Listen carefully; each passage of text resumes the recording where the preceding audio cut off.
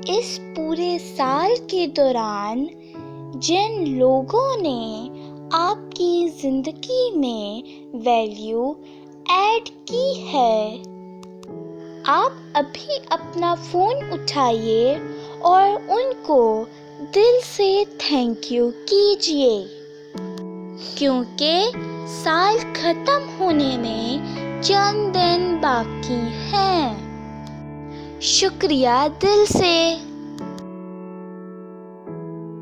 शुक्रिया उन लोगों का जो मुझसे प्यार करते हैं, क्योंकि उन्होंने मेरा दिल बड़ा कर दिया।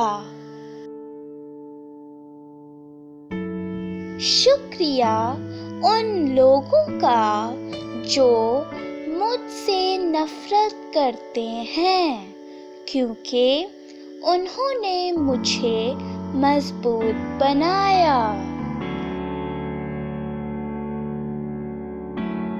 शुक्रिया उन लोगों का जो मेरे लिए परेशान हुए और मुझे बताया कि दरअसल वो मेरा बहुत ख्याल रखते हैं।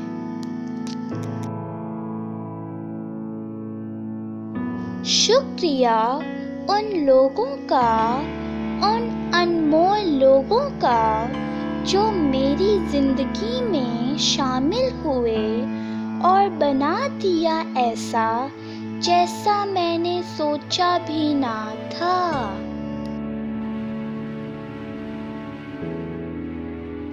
और आखिर में शुक्रिया, बेहद शुक्रिया, दिल से शुक्रिया उस खुदा का जिसने सब हालात का सामना करने की हिम्मत दी।